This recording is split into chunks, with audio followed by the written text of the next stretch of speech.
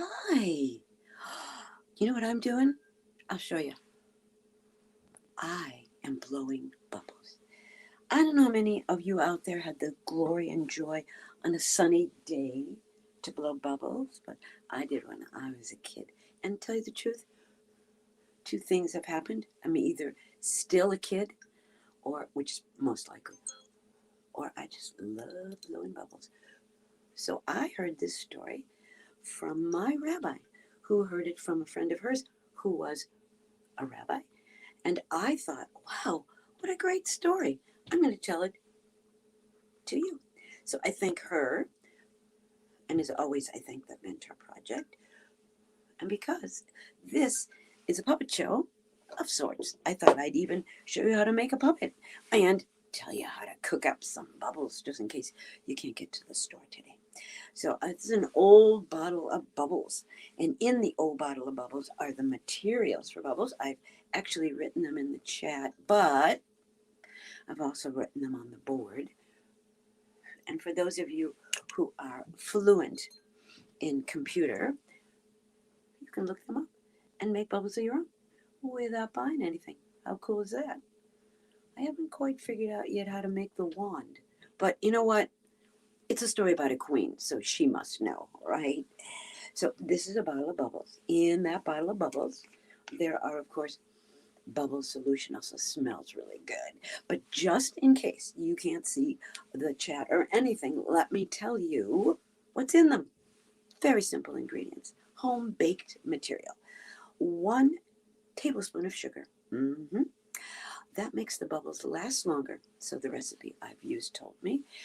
2 tablespoons of dish soap. So much more fun than doing the dishes. Oh, can I say that? And 1 cup of water. You mix it all together until the sugar is all dissolved, and then you find either a wand or something. We'll find us a queen, how to fabricate that. And the idea, of course, is to capture the bubbles and look at them, because when you look at a bubble through stuff, things so pretty.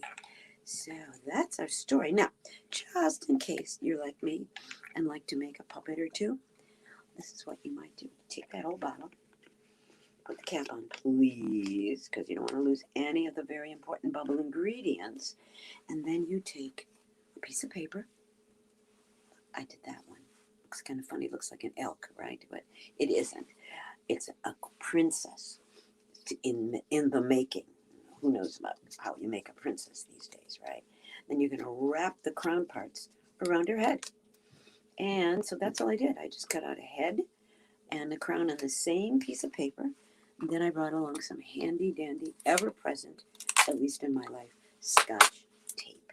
And you make her a crown. So if you are just listening to the story and not looking, you know that you can go to the Mentor Project Facebook page or YouTube and look up Mentor Project Marilyn Price. Oh, that's me.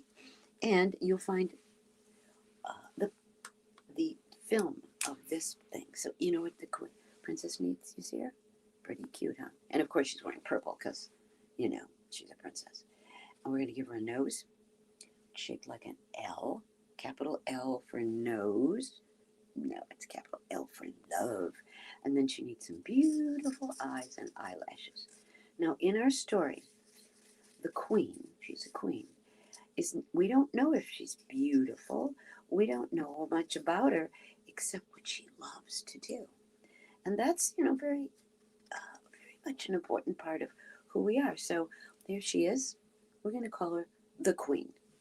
I haven't given her a name. If you want to type a name in on the chat or just call her whatever you want. And this is a puppet because it moves.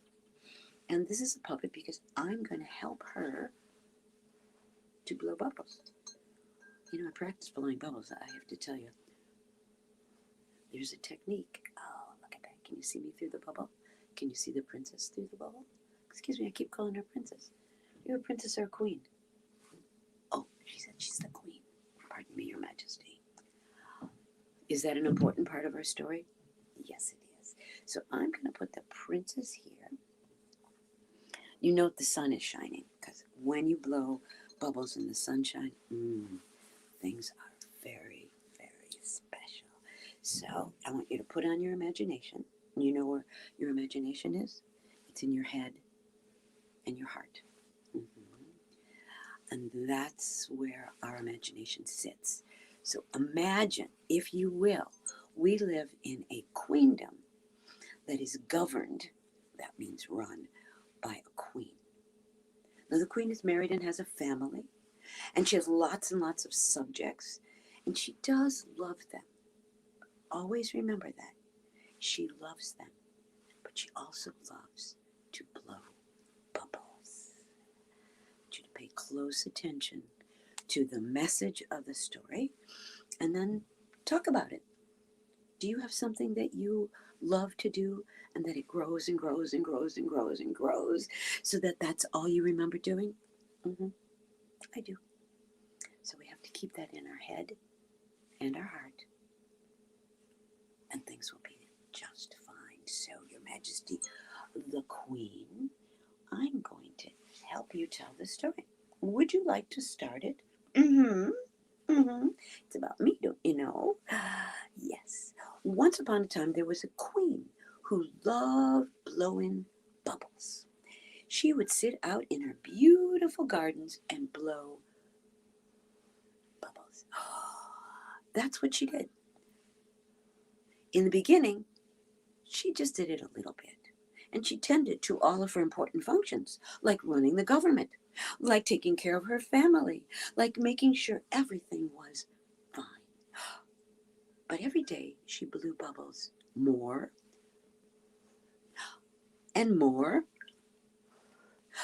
and more until her bubble blowing time got longer and longer and longer. Now, while she was blowing bubbles, often people would stop her. They'd say, "Excuse me, Your Majesty, but could I have your attention?" And she'd say, "Just a minute, please. I am busy blowing bubbles." And so she did. Time after time after time, someone would come with a question. Your Majesty, we need your attention." "I will be right there, but I am busy. I am blowing bubbles." And so she did. Now, as the bubble blowing time got longer, the time in between the queen seeing to her duties got longer as well. Now, there was many people to take care of the queen's functioning. I mean, even people to help feed her children and love on her people. But they wanted the queen. They missed the queen. But the queen got so concerned with blowing the biggest and the most bubbles that time got shorter and shorter, where she paid attention to her people. One day, when the queen was in her garden, she blew the biggest bubble you have ever seen. I don't know if you've ever seen a big bubble, but the bubble was bigger and bigger and bigger and bigger, and so big that it totally covered Her Majesty the Queen. She thought it was most beautiful. Someone came up to ask her a question. He said, Your Majesty, and the bubble burst. The queen was so angry that she sent them to bed without any supper. Now, time went by, and the queen continued to blow bubbles. And the time for the queen to take care of her people almost disappeared.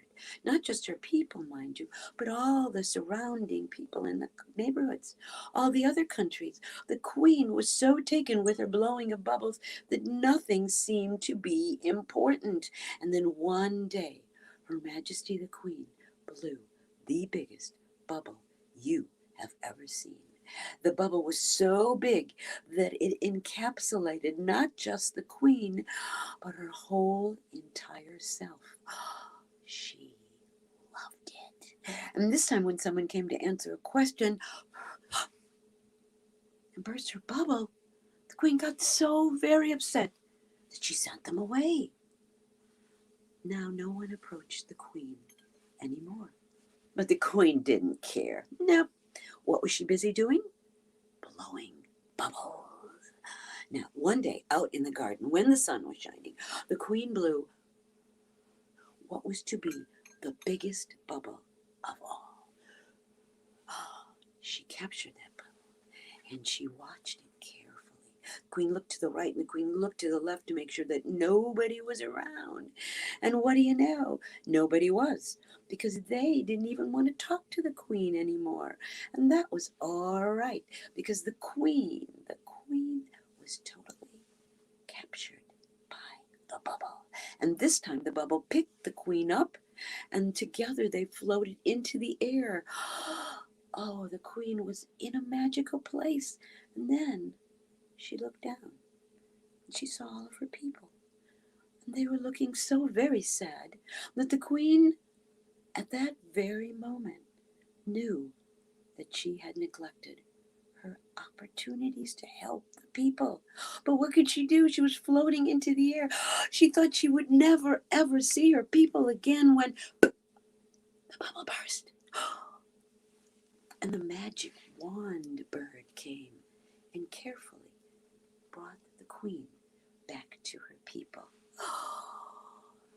The queen apologized to everyone she could. She put down her wand and began to take care of her people. Oh, she loved those people. As the days went by, she knew that she loved them more than she even loved blowing bubbles. But she learned something that day, and I hope you do too. You can have fun blowing bubbles. You can even have fun teaching others how to do that. You can go out on a sunny day and blow your troubles away. But don't let your troubles become bigger than who you are. The queen who loved bubbles took care of everyone in the queendom, and every year in her honor, I happen to know that they have a very special day, and even a contest for who can blow the prettiest bubbles of all. Who can blow the bubbles that will carry you away from your troubles and take away some of the rubble and help you and the queen to live quite happily ever after. I think that could even be the truth. Now, if you look carefully behind our sunshine, you will see the ingredients to bubble making.